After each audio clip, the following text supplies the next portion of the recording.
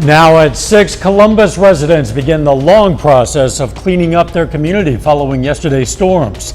Plus, schools in Joplin lay down the foundation for future education, and area law enforcement teams up to support Special Olympics. The 4 states' most watched news starts now.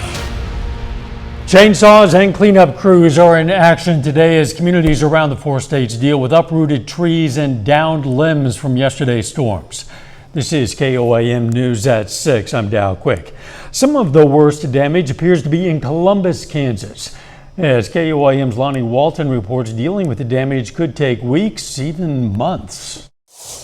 I was in the front room and it was looking stormy out, and then I saw the wind suddenly just came up really strong. Linda and Wesley Crust are foster parents in Columbus. When the wind started picking up, Wesley went outside to check on things. He came in, I saw the shadow from the tree falling, and we grabbed everything, ran to the basement. Columbus resident Sandy Stanley says she was watching TV when she heard a sound. It didn't sound like a tree falling, believe me, I had no idea until I opened this door and seen what had happened. That tree missed Stanley's house for the most part, but for the Crust family, they have quite a bit to get through. It took out our front porch, we knew that right away. It knocked the house off the foundation about an inch.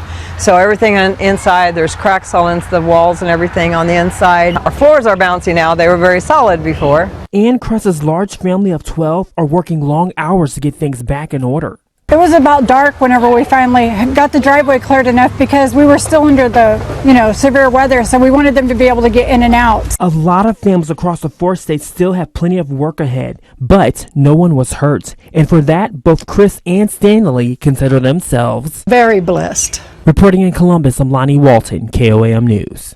Chris also says one of the difficult things was determining what trees are her responsibility and which are not, depending on just how they fell. For Joplin residents who've experienced broken and downed tree limbs from the storms, the city is once again providing its free limb drop-off site. Residents can bring their tree limbs to the drop-off site at 1702 North Schifferdecker Avenue. That service is going to run daily through Saturday from 7 a.m. until 8 p.m. Only tree limbs will be accepted.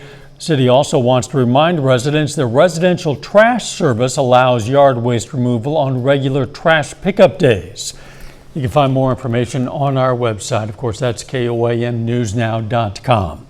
Right now, let's check in with Chief Meteorologist Doug Heddy for a first look at the weather. Yeah, and it turned out to be a much calmer day for us today. Great Tuesday, great temperatures, but below average. So we have some chilly nights ahead. Overnight lows kind of near 50 into lower 50s. Another chance for thunderstorms Wednesday night. It's not going to be as widespread. It's going to be scattered, but we want to watch that. And then the mild temperatures, 70, stick around the next few days. But a severe threat moves in for the weekend again, or a higher severe threat, which of course that is a holiday weekend. Look at the hit and miss storms late tomorrow evening into tomorrow night. These could be a little bit stronger, maybe low grade severe lasting into Thursday morning. Besides that, the rest of the week is looking pretty good. You can see we have the clear skies out there right now. Temperatures into lower 70s, so it looks great through the evening hours as we slide back through the 60s. We'll talk more about thunderstorms here in a bit. See you soon. Joplin schools kick off the start of multiple expansion projects in elementary schools all across the district. Royal Heights Elementary hosted one of those ceremonies for a groundbreaking. Updates and additions to that school will include additions to the kindergarten, library renovations, updates to the cafeteria, and classrooms for art and music. Projects were approved by the Board of Education earlier this year.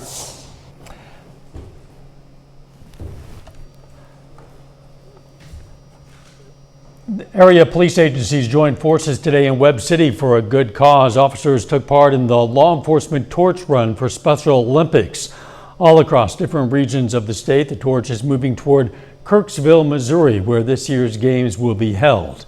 The 2025 State Summer Games will be held at Truman State University from May 30th to June 1st in Kirksville. Most of the people that are running have been doing it several years in a row, because it's very rewarding just to get out, to be able to show that support and to show that our organization, our city stands behind Special Olympics. This year's games will feature 4 sports: volleyball, track and field, powerlifting, and swimming. Several high school baseball teams in southeast Kansas look to take home state titles. John Dales has more coming up later in sports, but up first. Following severe storms, crews have been responding to reports of down power lines. I'm Samantha Walker, and coming up, I'll have what you need to know to be safe if you come across one. The Pittsburgh Fire Department continued responding today to reports of downed power lines after yesterday's severe storms. Thousands of people in Crawford County lost power at one point or another. KOAM Samantha Walker explains how to stay safe if you encounter downed lines. Even if they don't look that scary, a down power line can be very dangerous. A very iffy thing to try to approach because you never know if they are energized or not. And even if they're not energized, the fuse can reconnect and they could become energized. Chief Taylor Cherney with the Pittsburgh Fire Department says a good rule of thumb is to stay at least 25 feet away from a down line, about the length of a school bus. Stay away and either call your utility company or call 911 and have fire or police or somebody come out so that they can pass it on to the utility. He adds that if you see someone who's come in contact with a line, you shouldn't try to rescue them yourself. That arises the issue of possibly becoming a victim yourself. So the best thing to do if somebody is in contact with it or has been affected by a down power line is call 911 and we will get the resources there as soon as possible. When severe storms hit Pittsburgh, delivery driver Dustin Wetzel was caught as 2 power lines came down around him. It was blowing like crazy here at the golf course and I came around and I passed this pole and it wasn't coming down, but this next one back here was like 100 foot in front of me and I saw it come down, so I stopped and the lines just fell over the top of me. I've got one little scratch on my car and that's it. A power line hit one of Wetzel's side mirrors, so he waited for Evergy to come cut the power. Chief Cherney says that's exactly what you should do. You want to stay in your vehicle if you have a line down that is in contact with it, whether you're in a big truck that hooked the line and pulled it off the pole or whether one has come down on top of your vehicle. You want to stay in place. Shut the ignition off, call 911, and we will get you taken care of. Now, Evergy says if a power line hits your car while you're in it, you should stay put. But what if there's immediate danger, like a fire? Here's the tips that Evergy gives. They say first, don't step out of the vehicle, and don't touch the vehicle and the ground at the same time. They say you should jump out of the vehicle, landing with both feet on the ground and close together. From there, you'll want to shuffle, making short steps on the ground with your feet not lifting up. Or, Chief Cherney says you can also bunny hop away to safety. Be very mindful of where utility lines and power lines are, and when you're setting up a ladder or working with a chainsaw or a pole saw, make sure that you're setting up well away from any of the utility lines. Reporting in Pittsburgh, Samantha Walker, KOAM News. Now, Chief Cherney says if you do see a downed line, you should report it to Evergy or local authorities. He says never assume that someone has already called it in. A little bit later, it's tournament time for some area softball teams. John has a preview coming up in sports. And of course it's May, so we have more thunderstorms in the forecast. We'll look at that coming up.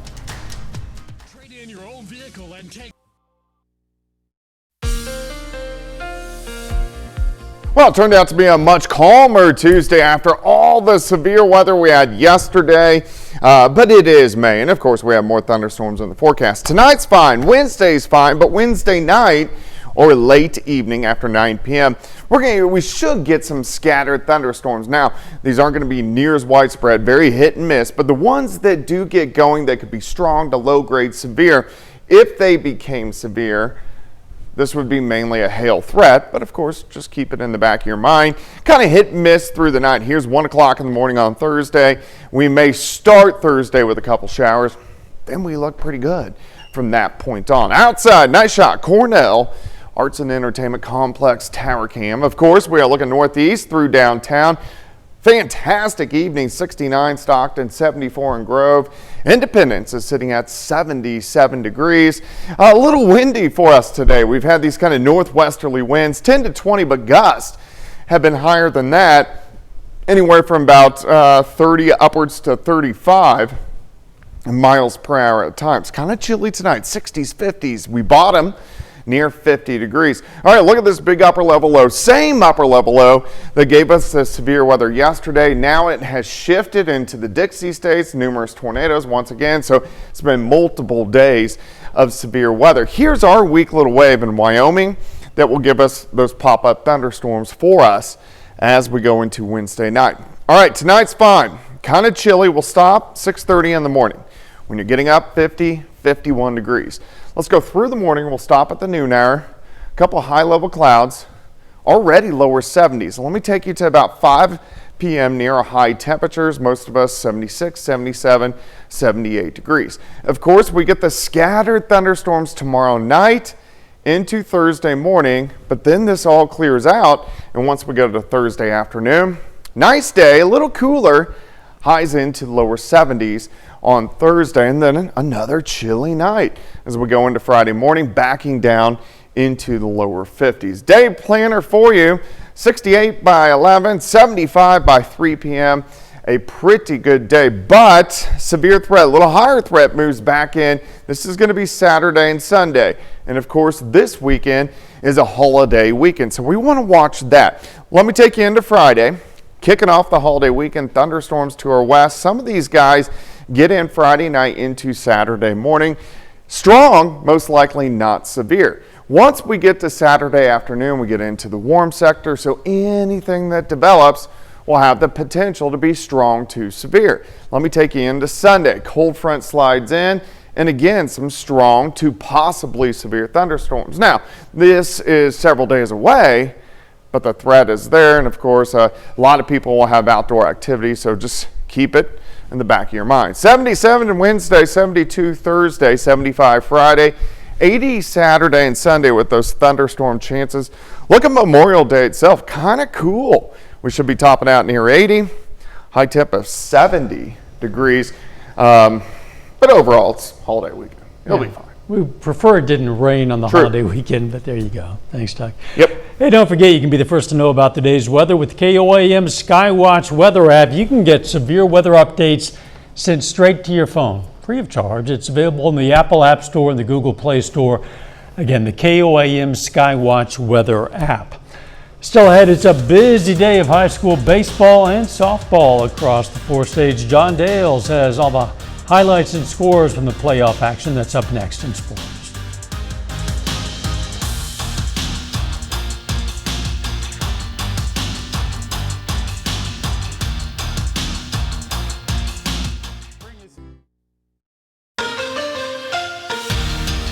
Several of our local high school baseball and softball teams in southeast Kansas have the chance this evening to punch their ticket to state as regional tournaments take place all across the area.